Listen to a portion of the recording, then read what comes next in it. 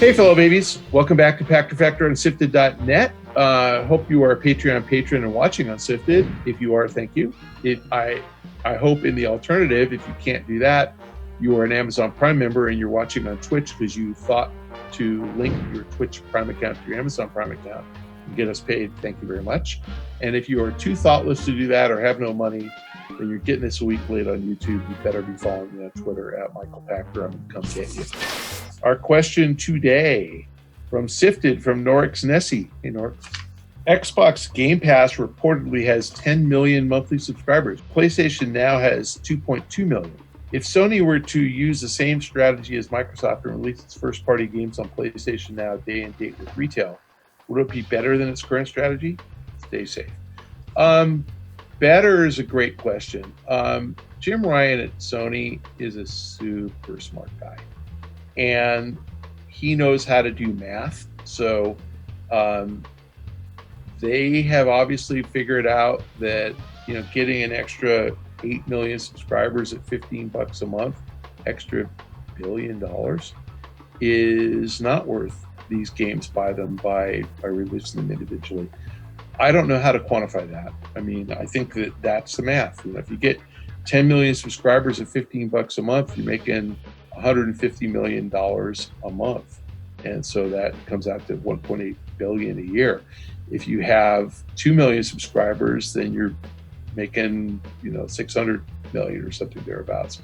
It's $1 billion difference. And Sony has to think through, would they rather, charge it monthly or charge it all at once? And they're clearly thoughtful. And they clearly have made the decision that it's not worth it. I think that it's possible that Sony will look at the Microsoft numbers and say, wow, we could do that if we put everything on our service. Maybe they will. This is kind of the decision that Disney goes through with Disney Plus. Do we launch movies like Mulan on Disney Plus? Do we launch movies like Hamilton, the musical, on Disney Plus? Well, they've said they're doing it with Hamilton. They haven't announced Mulan yet. We'll see. But that's because they don't have the alternative of putting it in theater. So the decision is easier when you don't have an alternative. The alternative is to make it wait a year and release it next year when everybody's back. Sony, like I said, smart company. I think they'll think it through.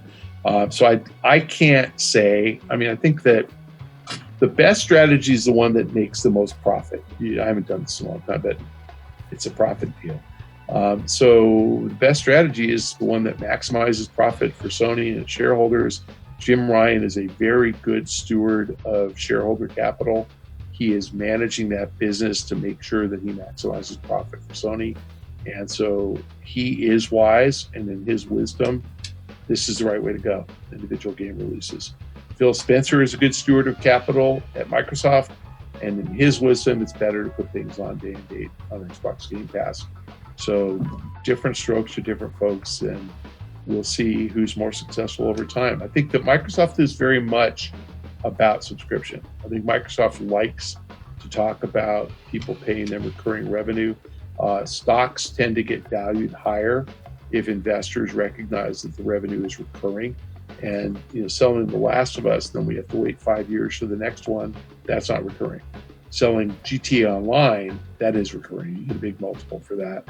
So we'll see if Sony goes that way. I mean, it's really a great question. Thanks for joining us on SIFTD as a Patreon patron. Thanks for linking your Amazon Prime account to your Twitch Prime account. And thank you for following me on Twitter. We'll see you tomorrow.